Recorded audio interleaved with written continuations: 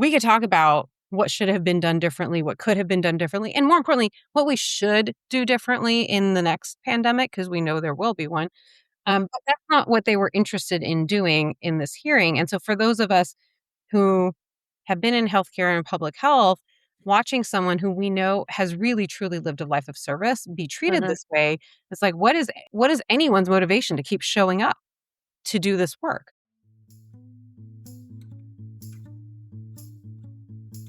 Hey there, fellow nerds. Welcome to another episode of The Present Illness, the podcast where two physicians try to make sense of a world that's a little febrile with all sorts of infectious diseases proliferating. I'm Arghavan Salles, a surgeon scientist and your friendly neighborhood doom scroller in residence. Yeah, America has more infectious diseases than I knew it could have at one time. That's right. I'm Alyssa, Burgart, an anesthesiologist and bioethicist who tracks news and health law like their EKGs, full of spikes and surprises. The Present Illness is where we dig into public health, politics, culture, and ethics with a scalpel in one hand and a meme in the other. As a note to our listeners, we often talk about tough topics that can be intense and can be a lot, and so if you need to take a break, we totally get it. We want to give a big thank you to everyone who's listening wherever you have found us, with some extra love to our subscribers and followers on any of the platforms. We also want to give a special warm welcome to anyone who's just stumbling in from the Senate committee that decided that Anthony Fauci should be held in contempt for using his constitutional right to plead the Fifth when he was called to testify last week in front of the Senate committee. Did you see him and Rand Paul basically duke it out verbally at the beginning? I did a little bit. What I really thought was noticeable for whatever reason to me was when Rand Paul was yelling at his lawyer, at Fauci's lawyer. Because Fauci, for those who catch it, Fauci made a statement at the beginning that was his only comment for the day. And he basically said, I have testified many times. I am happy to have served in this role. I have nothing new to say. And I fear that I'm going to be persecuted here. And so I'm going to invoke my constitutional right to the Fifth Amendment. And so that's pretty much, that's the gist of it, And then at some point, his lawyer is trying to explain it because, of course, Rand Paul and the Republicans on the committee wanted him to say things that they could then use for either clickbait or rage bait or fundraising or whatever, or to incriminate him. And they weren't getting that because he was very calmly just saying that he was invoking his Fifth Amendment right.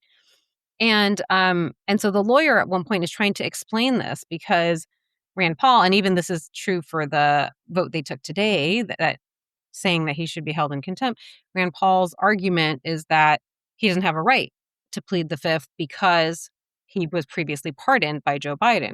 But the reality is, of course, that the pardon is only for things that happened prior to that day, right? So they were trying to get Fauci in some kind of gotcha, and who knows what the gotcha would have been. But Fauci very wisely said, I'm not gonna do that. I'm not gonna play this game. I've already testified. He's not hiding anything. I want to be clear for our listeners.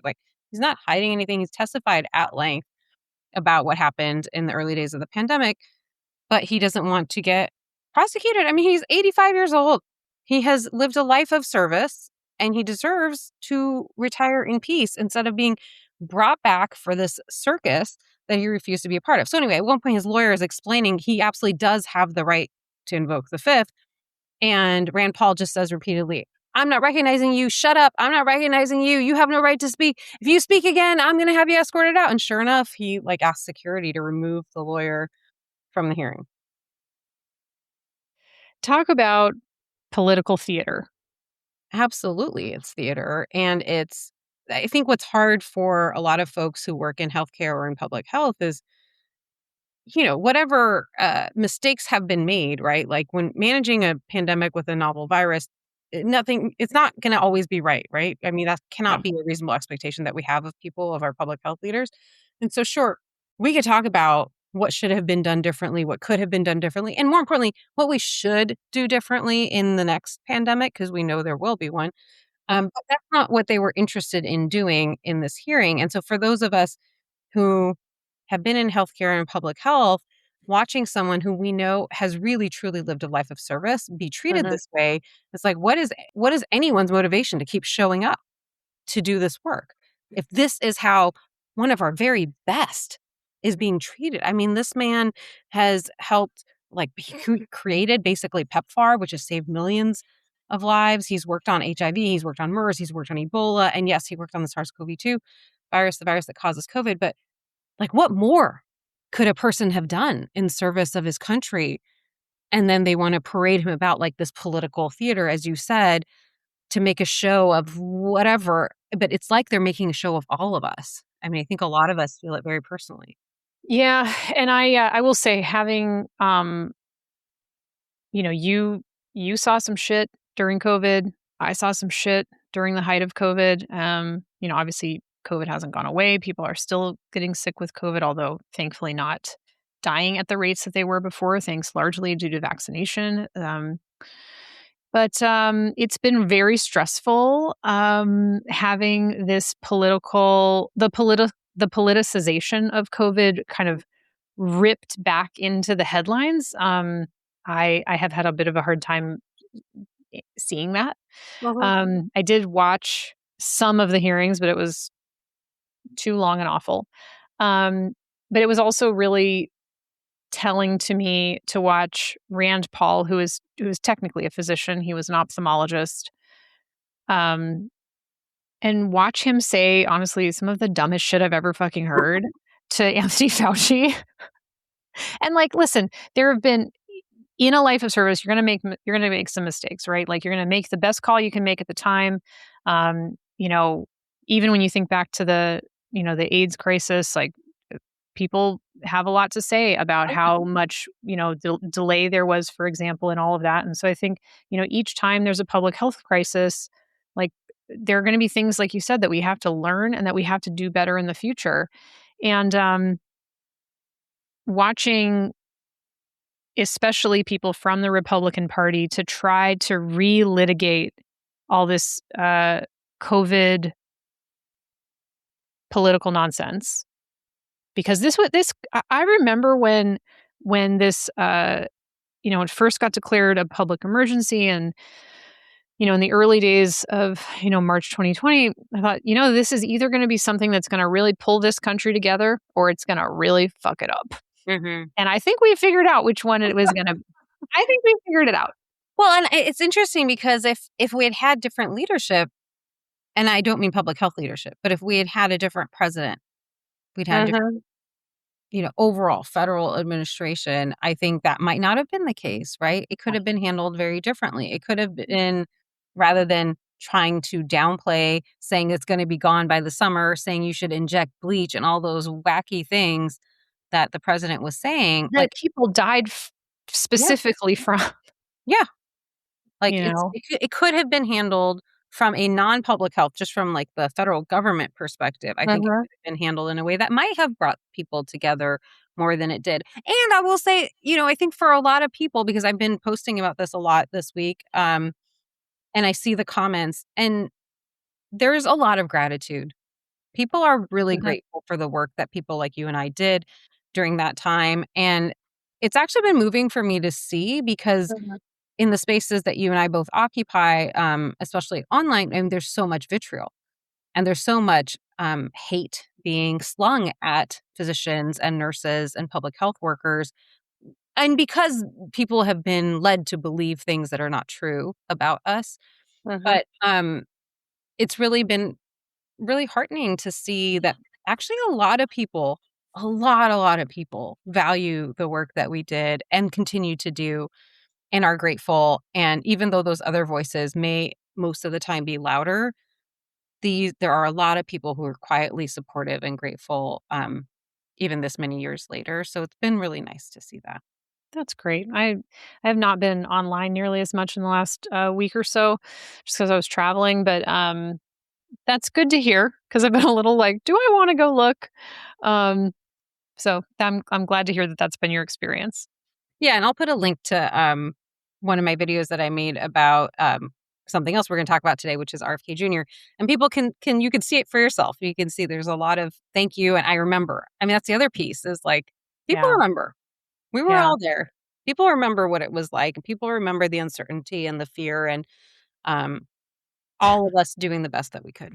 Absolutely. I was just thinking my youngest kid was in kindergarten when the lockdown started. We did like Zoom kindergarten, Mm. and I got to, he just graduated from his elementary school back just a couple months ago, and I remember being like, wow, these kids all learned how to read.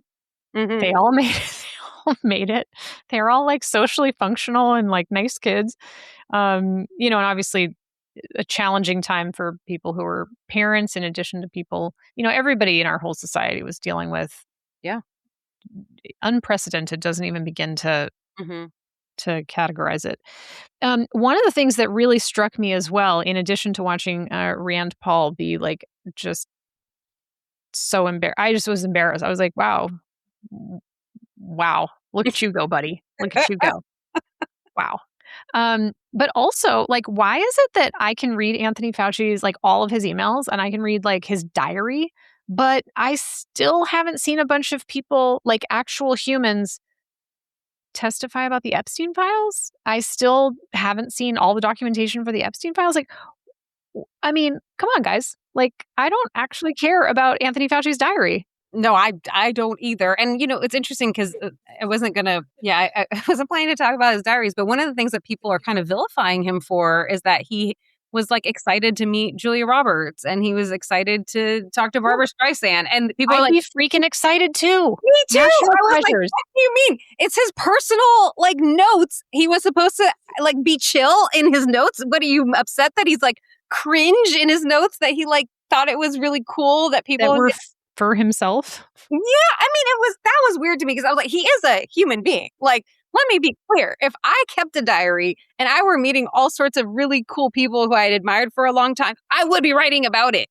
in my personal notes, okay? And it wouldn't Would you? mean that like my work was irrelevant. I mean, it's just so weird the things that people get fixated on. Anyway, Well, did but you see the like Fox News clips of where they were like Anthony Fauci's diaries? Like the way they would, in Anthony Fauci's diaries. Like, calm down, girls. I did not. I try to avoid all of that. But I did want to say on this note about the Epstein files, because we had another set of hearings happening, which is Todd Blanche's confirmation hearing. Oh, Then I won't sorry. go a long time because I know we have other stuff to talk about, but he has been the acting attorney general ever since Pam Mhm. Bondi was fired. And he is, Trump is asking that he be confirmed as the permanent attorney general. Last week, it was looking like that wasn't going to happen because Tillis and Thune were holdouts. In particular, those two were holdouts on the Republican side, saying that they did not want, they wanted to know that the IRS exemption from audit clause was going to go away. And they wanted to know that the fund that had been supposedly Oh, established right. that was going to pay people like the The slush January fund. insurrectionists and stuff. Yeah, exactly. The people who had supposedly that the government supposedly had weaponized against them, whatever. That fund, they wanted to make sure that fund was not going to be there, and they were not getting those reassurances from Todd Blanche. And it came up in that hearing, this question about the Epstein Mhm. files, because Todd Blanche, even when Pam Bondi was the attorney general, she has stated that he was the one really in charge of the files. He was the one, right, who met with Ghislaine Maxwell. He For was the 9 hours. Yes, he was the one in charge of the release of the files, meaning that all that information that we talked about in a previous episode, that was that personal information about survivors Mhm. that was released, that was his responsibility. So I believe it was Tillis who was very concerned about that and asked Todd Blanche if he had met with the survivors, and he had not. And so Blanche committed to meeting with the survivors, which he apparently did that day. And then the survivors, I think we talked about this, Mhm. survivors were um, not satisfied with that visit. But not only that, so what I found out since we last recorded was that Tillis also said that he would meet with the survivors, and they showed up and waited 45 minutes, and then he never came to meet with them.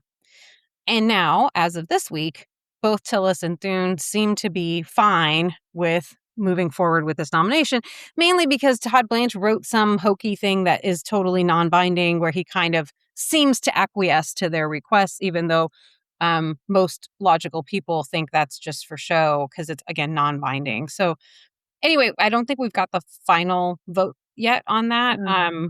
But that's Although, happening. The other note, real quick, on the Todd Blanche situation is that he has affirmed in kind of more private audio that was recorded and leaked his strong interest in making sure that pregnant people in this country cannot access abortion. mhm. And he said this in multiple different ways, but basically saying that he doesn't want states to have the right to do what they want, right? So the whole argument before was states should do whatever they want to do, whatever they think is right. And seems very intent on making sure that's not the case, that the federal government will override the states and make sure that women and other pregnant people, anybody who's pregnant, cannot access abortion. So that's what's happening with that. And just because when we talked about the Blanche hearings, we also talked about Erica Schwartz's hearings and how she very naively apparently doesn't believe that Trump will ever ask her to lie. But she's been confirmed. Yeah, I saw that. Yeah. I mean, I guess that means Jay Bhattacharya won't continue to be like the shadow boss. I don't know. Yeah. I don't know. Anyway, All we can do is hope that she carries herself with integrity. I don't know. Hope for the best. one can hope. One can hope. So, we've been talking about COVID re-litigation. So you and I thought that we could talk about RFK's epic meltdown when he was on CNN's show, The State of the Union, where Dana Bash interviewed him. And I will say, it was Hot Mess Express start to finish. He is the biggest clown in the clown car of the apocalypse. I'm telling you, the clown car, I think we should launch it into space like that SpaceX thing that just crashed into the moon. I mean, maybe it'll make it to Mars, maybe it won't. Send them out. I think they would be the best possible people to explore space. I mean, I would love to hear their insights from Mars. Yeah. If we could export all the terrible public health management that we've had recently out of the planet, out of the atmosphere, that'd be fine. Yeah, in the name of space exploration, because we're going to need that since the Earth is like literally on fire. But back to RFK Jr. So yeah, RFK Jr. does this long interview with Dana Bash, and I think there's lots to talk about, but we're going to try to focus on a couple of things. So first I'll play this clip. The measles cases in the U.S. just reached a 35-year high. The second record-breaking year in a row, 93% of these cases are among the unvaccinated. The outbreak has happened on your watch. And even before becoming HHS secretary, for years, you have been one of the leading voices questioning the efficacy of vaccines. Do you accept some responsibility for this measles outbreak? Absolutely not. First of all, this is an international outbreak. So, and we're doing better at handling it than any country in the world. Mexico has 15 times the amount of measles per capita that we have. Canada has 4 times the amount of measles. England has 2 times the amount of measles. Did I cause those measles outbreaks? You're the most famous. Did I cause 137,000 cases? You're the most famous vaccine skeptic on the planet. Let me tell you, because actually Anthony Fauci in his diaries answers the question about why we're having a measles outbreak right now. Reason we're having a measles outbreak because of the COVID lockdowns, because children during that period did not get vaccinated.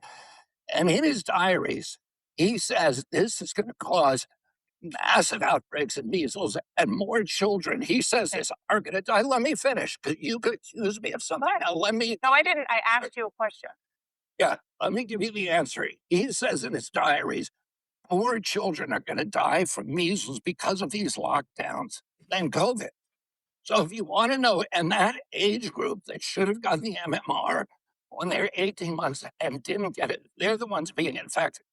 The people in the... And just, God, it makes my brain hurt.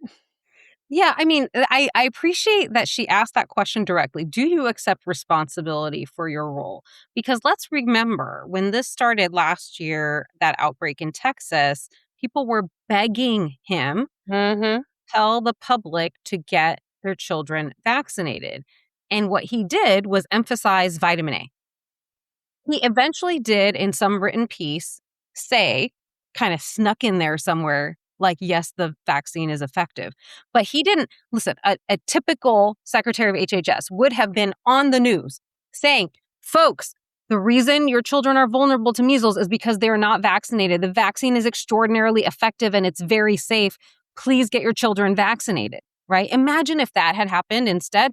But he, again, really pushed this vitamin A. And in fact, there were people in Texas who got sick from overdoses of vitamin A because of what he said. And in the meantime, they did not get vaccinated and they continued to get sick and a couple of people died. Yep. Okay. So that's one thing. And he wants to blame these, say that he's not responsible for the other countries. But yes, he is. I mean, he went to, years ago, right? He went to American Samoa specifically to convince them to stop vaccinating children. We've talked about this before. And thousands of people got measles and many children died because he convinced them to stop vaccinating. So he absolutely is responsible, at least in part, for all of this in Mexico, in Canada, and here. And he's the current HHS secretary here. He has a responsibility to tell people how best to avoid these kinds of illnesses. And she eventually, right, she drags it out of him in this interview where she's like, okay, but we know that the measles vaccine is safe and effective. Will you recommend people to get it? And he goes, oh, I've done that. She goes, no, I'm asking you right now, right here, will you recommend it? And so he does say, I mean, eventually, but I watched it and it's like, he eventually says it, but it's like he really didn't want to. clearly. Oh, he did not want to. Yeah. The other thing I want to say that I find the entire thing is just, it's full of like lies and assholery and him yelling at her and it's ridiculous. But like when he's like, well, did I send it to Mexico? Like, yeah, you did. Okay. Because the place in Mexico that has the highest rates of measles are in Chihuahua, and those are the ones that border Texas. Mhm. And we know that folks who were from that Gaines area in Texas who traveled to Chihuahua, Mexico, and then they took the measles with them. So actually, yes, RFK Jr., I do blame you for the largest measles outbreak that Mexico has seen. Actually. Yeah, absolutely. Mexico has, as soon as it started, really pushed for people to get vaccinated and has had a huge impact in preventing that outbreak from being significantly worse. Yeah. And he, in this country, we've had the most number of cases this year that we've had since 1991. That's not just because some people were delayed in getting vaccinated because for a few months in the pandemic, they couldn't get into their pediatrician's office. I do think that absolutely was a real thing that we thought about and talked about at the beginning of the pandemic was what's going to happen to that kind of elective care, that routine care that people would get when initially, we didn't really know what was going to happen. So a lot of offices were closed and it was harder to get in for non-emergency things. We were all very aware of that. It's not just Dr. Fauci. Like that was a thing that was talked about in medicine. And certainly missed doses there are problematic, but they're not in Texas specifically, right? Or, in the Carolinas. Like those specific locations are places where there are people who had chosen not to vaccinate their children. Yeah. And if it were an issue of, oh, people just missed doses during the pandemic, then wouldn't we see the same number of cases everywhere as opposed to these pockets where, again, there's just fewer people who are vaccinated, so they're below the threshold, and so it's more likely for the virus to spread. Additionally, it's looking at the data on the ages of kids. So it's one thing if, kids didn't get vaccinated in 2020 and 2021 and even 2022.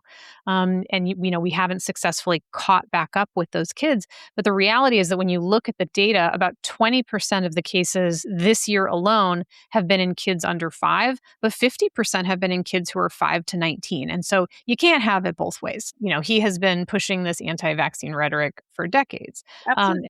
I think that goes against this idea that it was all just very young children who missed a dose or two during spring of 2020. Yeah. Okay. Another clip I wanted to play from this interview is one that really upset a lot of people, including me. And so let's listen to that. Lockdowns were done by governors.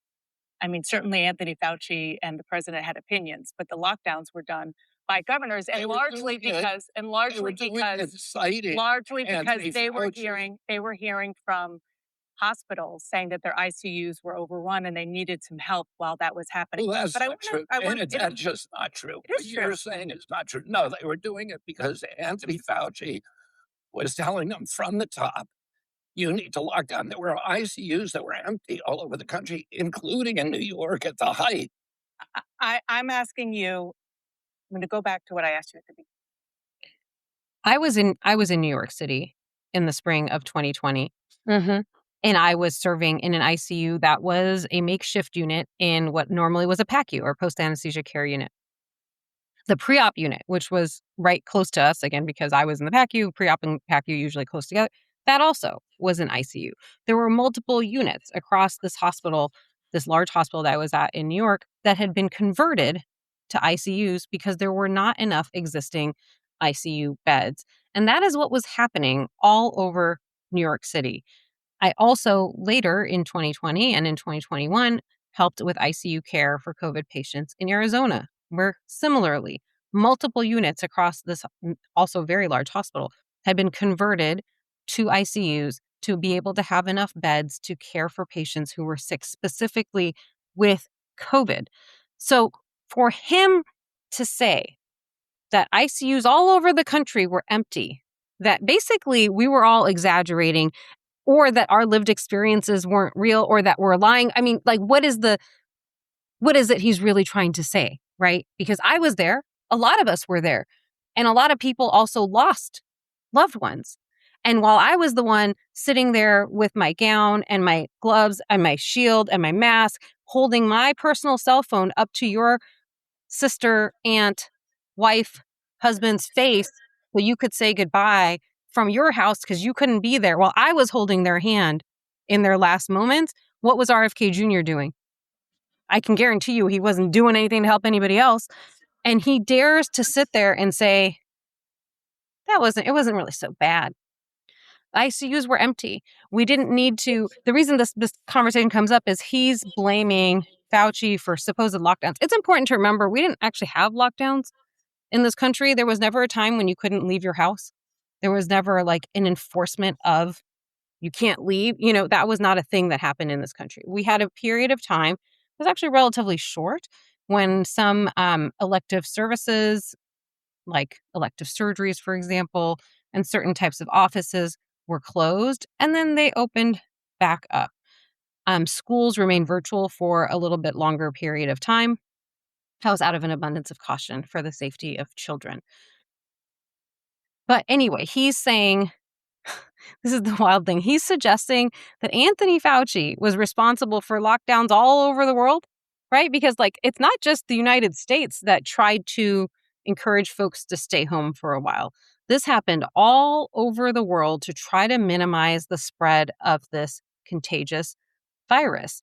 And he's sitting there with a straight face arguing that the reason any of that happened in the United States was because of Fauci. Okay, well, who do you want to blame for that happening in Europe? Was that also Fauci? Do his tentacles reach the entire globe? Did he also, he also created the bioweapon, right? So he created the bioweapon and then he made everyone stay home so they couldn't get sick with the bioweapon. And then he talked about it in his diaries. Yes. If you read the diaries, it's all in there. Which obviously is not, but anyway, it's so disgusting to deny the experiences of those of us who were on the front lines, and also importantly, those who lost loved ones and could not be there with them in their last days. I saw somebody just commented on one of my videos that they had lost 27 people. 27 people. And this man dares to sit there and say, oh, we didn't need to do any of that stuff. That was nonsense. Well, and the other thing that was really, he talks about how many children were supposedly harmed by whatever the public health response. And we were so fortunate in the I had a lot of hard experiences doing ethics consultations for the adult hospital during COVID, because all the things that we would normally do in person, like you said, we're doing them over Zoom, we're doing them over the phone. You're you can't hand people tissues. Like there was all this extra sort of emotional labor. And then we were doing a lot of work on crisis standards of care. And like, I was like not sleeping as we tried to figure out like, well, what if we run out of this? And what if we run out of this? And who's gonna step up for this role or that role? Um, I was on a volunteer list to do the kind of work that you did. Like, was I going to be deployed from the pediatric hospital to do adult work? We weren't sure. Mhm. But when we think about the impact on kids, like, yeah, there was a lot of impact on their schooling. I was raising, very young kids at the time. And it wasn't like I stopped working. Like I kept going to work. And one of the most tragic things that we saw in terms of impacts on kids is that we just had so many kids who had a parent or a grandparent or somebody who was a primary caregiver, their babysitters who fucking died. Mhm. And you know, you want to talk about long-term negative impacts on children. Like, yeah, when your parent dies or your grandparent who usually takes care of you during the day is suddenly dead, it's a big impact. Mhm. And so I also get really upset when we talk about kids as though they are like this siloed entity. Um, as opposed to the fact that like kids are an integrated part of a family. So like when you have adults dying of COVID, you have older people dying of COVID. Those are people who are really important in their communities, in the lives of their families, in these multi-generational relationships. And there was just so much that was lost. Yeah, and I think, when you talk about crisis standards of care, I just want to explain that a little bit because we were definitely doing that when I was in New York. It was like we have one dialysis machine left. Like we had very limited. So there's a form of dialysis that's continuous. It's called CRRT, which is used when people are really, really, really sick because they can't tolerate, their bodies can't tolerate the shift in fluids that happens with a single regular kind of outpatient dialysis session. So they have these special machines that dialyze continuously small volumes all day long. And there's relatively fewer of those machines available because that's not usually in normal times. Like you don't need too many of Yeah. those. Not too many people are that sick and have that kind of kidney failure. But kidney failure was something that we saw a lot in especially those early days. And so we would have like a CRT unit and we'd be like, well, maybe we can, have it with this person one day and this other person another day, which is not how that's meant to be done. Yeah. Otherwise, like we'd have someone who had kidney failure who couldn't get any treatment for it. And they were just potassium was going to go, like these were choices that people were really having to make. And, the number of ventilators, if somebody had just posted actually a tweet from Trump even saying that he wanted General Motors to make more ventilators because we didn't have enough ventilators. I mean, it was just a really, really difficult time to make these terrible decisions of like who is going to get access to this limited resource that could be life-saving for them. Um, and those are the types of things that we were dealing with in the hospitals in those days. So it's just a real slap in the face for the Secretary of Health and Human Services to suggest that it really wasn't that bad and that the things that were done were over the top and unnecessary and that those things caused more harm than the virus itself. Talk Again, about revisionist history.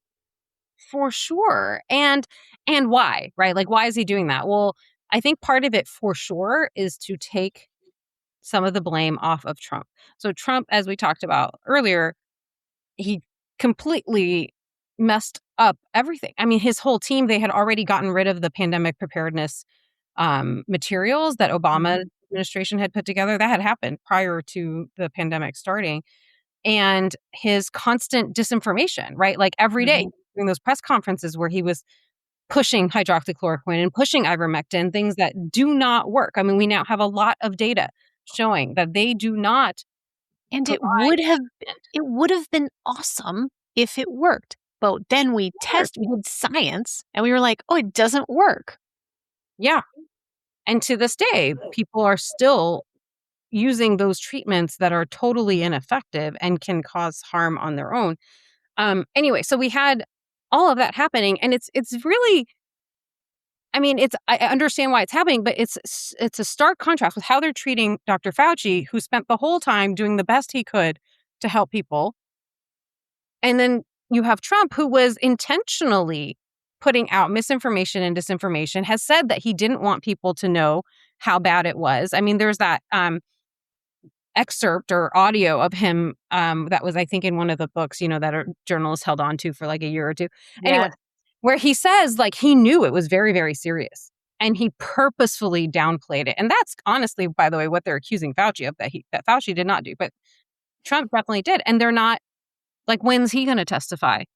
When's he going to testify about Epstein, by the way, too? But anyway, either way, still waiting. And he's not being held responsible for any of that. And so what can you do if you don't want him ever to be held responsible is you try to say it didn't happen the way that millions of us remember it happening. Try to tell us that it wasn't that bad. The book was Bob Woodward's book. Yeah. Bastard. Yeah. And he held on to that audio. And he held on to that story for the sake of his book. Anyway, that's a different problem. But yeah, I mean, I think that's part of it. And then part of it is just undermining the continuous undermining of public health. In another part of the interview, he talks about how, so Dana Bash says, like, well, what about a future pandemic? Like, what have you learned? What should we do in a future pandemic? And he says something that initially is very surprising. He says, well, I think we should listen to the doctors. And I'm like, yes, I know that's what you mean. So when he said that, I definitely like perked up because I was like, that can't be right. He can't possibly mean, real doctors. Yeah, because he's constantly telling us or telling people that we're lying and that we're bought by pharmaceutical companies, all this stuff. So, of course, as he putting the term experts in scare quotes. Oh, he did. Yes, absolutely. Why are you he's asking Dana why she's bringing experts onto her show. Anyway, so he is talking about America's Frontline Doctors, which is a group of yeah, exactly. They peddled all these and continue to peddle these ineffective treatments that they can sell, right? So they're grifters. They're not following evidence-based medicine.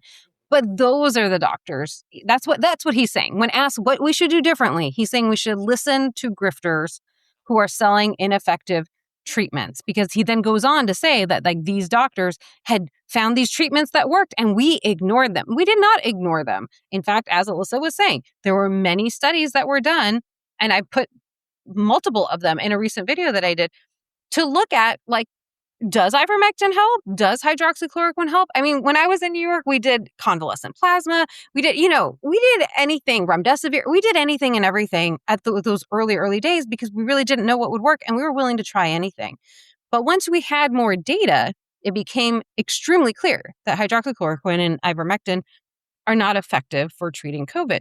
But that's what he was implying in that segment. But he did it in such a way that you had to know what he was talking about to know what he was talking about. Because he did not mention those medications. He didn't mention that specific group.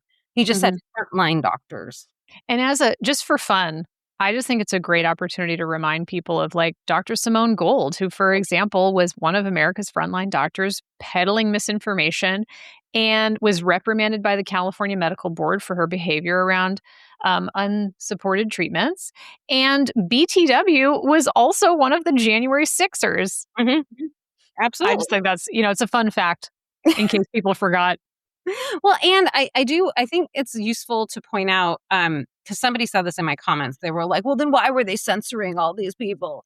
And I think there's a difference between, and I think it is tricky, but like there were, for example, this person was talking about like people's accounts being banned on Twitter, which Simone's never was to my knowledge. But some people were deplatformed by different outlets, Facebook, Instagram, YouTube, whatever.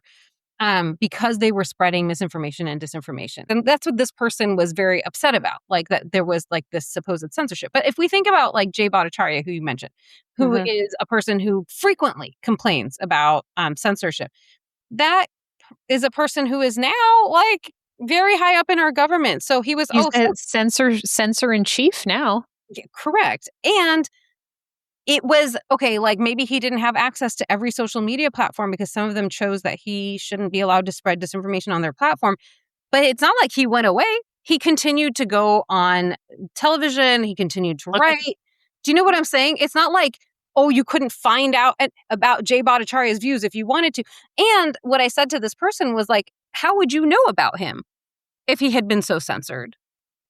Like the fact I that mean, you know who he is and that he's been elevated to this position tells you that he wasn't actually censored. He just wasn't allowed on certain platforms. But that's, and I don't know, people can have different views on that when it comes to free speech. I do think it gets really murky. But it was in the interest of public health what were we supposed to do? I mean, and not we, I wasn't involved in making those decisions. Obviously, I don't run these platforms, but I think there's a real question there when we have, even now, like we've talked about this before, like with the apple cider vinegar type stuff, like the health-related disinformation gets much more traction than the truth. And so there's constantly people like us who are trying to say, okay, no, actually, this supplement doesn't do the thing that they're trying to tell you it does, or like baking soda doesn't actually cure cancer, or, these kinds of things. But our videos never or almost never get as much traction as the original that's telling you, like, for example, that you don't need to get mammograms, or you don't need to get colonoscopies. And so please get your mammograms and colonoscopies, people. please.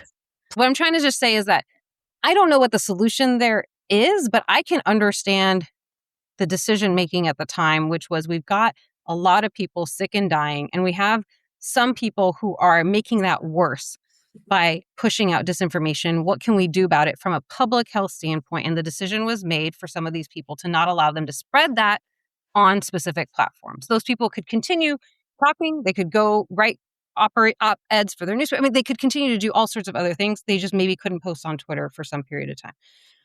But don't worry, then Elon Musk bought Twitter. Right, because he's such a bastion of free speech that you can't say the word cis anymore on the platform.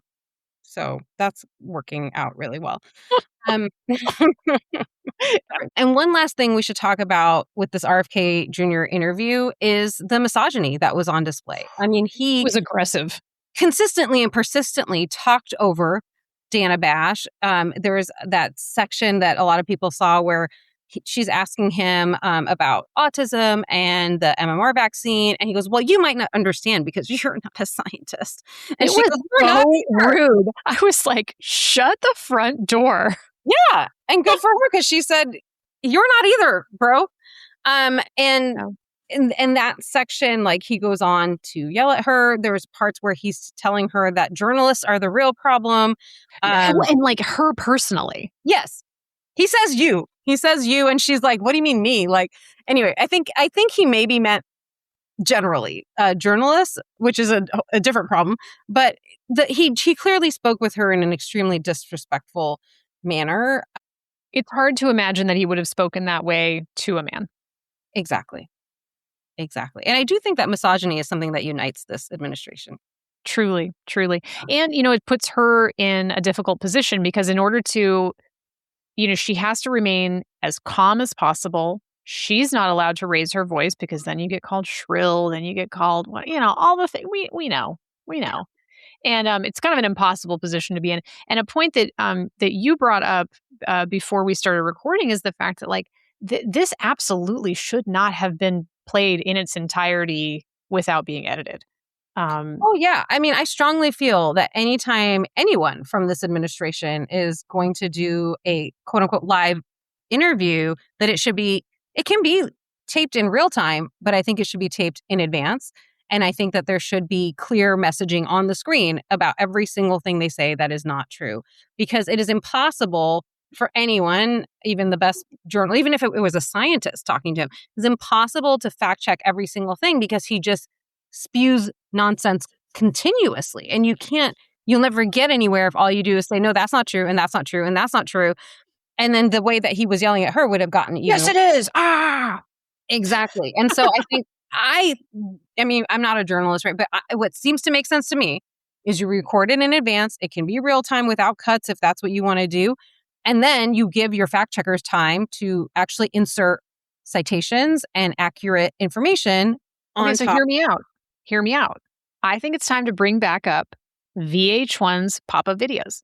I think that we need pop-up public health videos. VH1, let's do it. I'm all for it. Give it a fun little background noise and be like, that's a lie. CNN, if you're watching, we're happy. We're happy to help provide this service. I think it'd be great. In the interest, I think that we could host that show. That'd be great. I think that's great. I love it. Okay. There's so many things that happen. We're not going to be able to talk about all of them, but I did just want to mention after a ton of drama back in April about the FDA refusing to even consider Moderna's mRNA flu vaccine, it has now been approved. It's called Mflusiva. I don't know if that's how they're pronouncing it. It's been approved for people 50 to 64, and then there's an accelerated approval for people over 65. There will also, for people over 65, be a phase 4 effectiveness data collection period, and we will see what happens. mRNA vaccines don't take as long to prepare as traditional vaccines, and so this may actually make it so that you can actually get a more effective flu vaccine because you'll be able to develop it when you are more certain about which flu is going to come around during the year. Yeah, no, that was great news to see. Did you want to give a Mitch McConnell update? Oh, listen, McConnell Watch. I'm always on it. I kind of, it's one of the things that pretty much every day on the news, I'm like, do we know anything more about Mitch? Is he with us? I don't know. So he apparently, we're recording on Thursday, August 6th. He apparently was released from rehab today. So we're told. I haven't seen any photos or video. So TBD, but apparently he's been released, apparently has released a statement that he's still not quite ready to come back to vote. So for what it's worth, we were talking before about how, this is really not cool for the people of Kentucky. They deserve representation. And I still think that that's true. But I'm not going to turn down the silver lining that he just keeps not voting in things. And that means that the Republicans just don't have the votes. They don't have the votes. And I think that America can really benefit from that. So thanks, Mitch, for your service. Yeah, I agree. Thanks for helping, Mitch. All right, what else is going on? Oh, we've got these are just like little things that we're keeping an eye on and want folks to know about. So there's a couple of salmonella outbreaks. Folks heard there's some eggs that have been recalled. So hopefully those are off the shelves already, but that's been going on. And then more recently, it's apparently been on the jalapenos at Chipotle. So, we continue to see the consequences of having the clown car of the apocalypse in charge. Or clown car of public health, I should say, in charge. That's in addition to the Legionnaires that's happening in New York and the leprosy that's happening in Florida and the continued cyclosporiasis, by the way. We talked about Taylor Farms. I did also find out that Taylor Farms employs prison laborers, which is the modern form of slavery. So Taylor Farms is like really, really low on my list of businesses to support at this point in time. And what else? There's other things, friends. There are a lot of things happening in the public health realm. There are lots of consequences of food deregulation, unfortunately. Yeah. Another big story that came out last week was estimates about how much taxpayers are spending to make sure that people who work at Amazon and Walmart get Medicaid benefits. And so we're constantly being told that we can't afford Medicare for all. We can't afford that. But apparently we can't afford to subsidize massive corporations that don't pay enough taxes. Exactly. Well, and that's why sometimes when people talk about like welfare recipients, folks like Jeff Bezos, the Walt, Elon Musk, and other ways, they really are the largest recipients because the public is subsidizing, in the case of Walmart and Amazon, the public is subsidizing their employees. So does that mean that we can use Jeff's yacht? I saw that Zuckerberg bought a second yacht because the first one wasn't enough. But anyway, there are no ethical billionaires and we should have no billionaires. And I'm all for taxing those people to Mars. Anyway. And again, as we were talking about the clown cars of public health, I say send them in space. Yeah. They can build a really lovely colony on Mars. I think then their legacies would be cemented, right? They were the ones who started the Mars colony. I think that'd be great for and for us. Okay, and then do you want to talk about the deportations?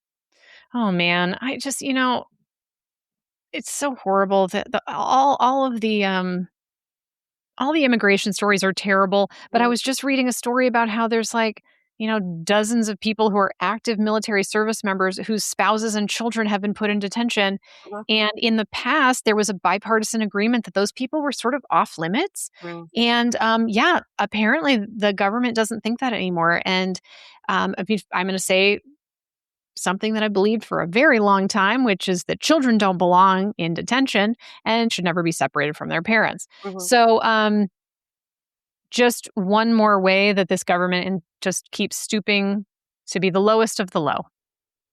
Yeah, absolutely. There's been, as you said, no shortage of heartbreaking immigration-related stories. But that is really a special way to say thank you for your service to the people who sign up to protect and defend this. Tell me again how much you value our military.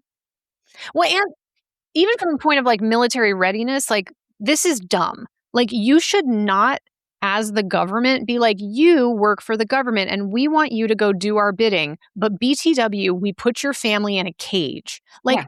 That's not a great way to get people in the military to remain loyal and to remain in service and etc. It makes me this is just none of it is right and none of it makes sense.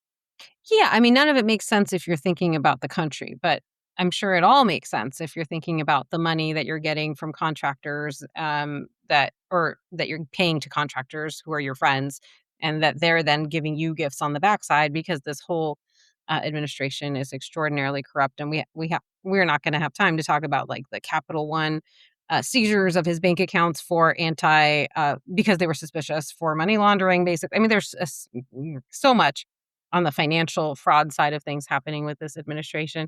But on that note, shall we talk about something good? Yes. Oh, we need a palate cleanser. Take 2, call me in the morning. What is giving you joy this week, Arghavan? Okay, Lay it on me. I found a very cool creator who I think does lots of things, but I came across this person because she cosplays the Earth. And so, like you mentioned earlier, the fact that SpaceX had some equipment that collided with the moon, Crashed and made a huge crater. Mm-hmm. the way I knew that was happening was from this creator because she had a video where she was talking to, she had one video where she was calling SpaceX to be like, hey, just, looking out for my moon, and then another video later where she's talking to the moon and the moon is like, oh, I look so bad now. Anyway, she's really funny. And she also does a lot of just general sciencey stuff about the Earth talking to the sun. Anyway, it's cute and funny. And, the way that she does it is, I don't know if anybody ever saw the Lemon account or if you saw the Lemon account, but there's a specific special effect that lets you put your eyes and your mouth on an object. So that's how she does it. It's her eyes and her mouth on a little picture of the Earth. Got it. And she's so in one of the videos, she's asking the moon, did they actually come land on the moon in 1969? And they have a little argument about it, but she's like, but why would they go there? You don't have any of the things that I have. Why would they go to the moon? Anyway, so I'll put a link to one of her videos in the show notes. How about you? What's your Fabulous. I don't know why the algorithm served this to me, but it was delicious. Jacob's Food Diaries is basically, it's like an overhead camera of someone preparing food, and the food is prepared to look like something. And so all of the videos start with basically like a customer ordering something to eat and then the creator responding. And so the one that came to my attention was, I'll have the chicken roast with a side of drama. And it says, me, say less. And the entire thing is she builds a chicken with mashed potatoes are the base, and she sort of uses the mashed potatoes to sort of sculpt this chicken shape. And then she puts a piece of roast chicken in it to be the neck and head of the chicken. And then she does all this wild stuff to decorate it. And then because it's with a side of drama, the chicken has this weird expression on its face made of carrots and other things. And then At the end, it ends with like just a bunch of gravy being dumped over the entire scene, and it's just very funny. And so she's got other ones that are like dinosaurs and people and Simpsons characters, and food creativity on display. I love that. I also in general seem to really like various food videos. I saw somebody making a focaccia yesterday. I was like, I should make a focaccia. Why not? Seems so Yum. easy. It actually is pretty easy to make focaccia. I highly recommend. Yeah, this is what I'm saying. I have a recipe I've been eyeing for a while. Anyway, one of these days I will make it. But yeah, I think that's it for this week's episode. If you didn't like what you heard, this has been the Grand Old Podcast. If you liked it, don't forget to subscribe to The Present Illness, leave us a review, and tell your friends. Follow us on TikTok, Instagram, and YouTube at The Present Illness, and stay on top of all of our TPI-related news. We will be back next week with more headlines, hot takes, and doom scrolling, hopefully wrapped in some laughs. Until then, agitate, hydrate, take a nap, and we'll see you next time on The Present Illness. Production by Arghavan, Salles, and Alyssa Burgart. Editing by Alyssa Burgart. Social media by Arghavan, Salles. Original music by Joseph Uphoff. Don't take medical advice from random people on a podcast. The show's for informational purposes. It's meant to be fun, and it's certainly not meant to be medical advice. So please take your medical questions to a qualified professional. This podcast is our hobby, and it does not represent the opinions of our employers or anyone but ourselves.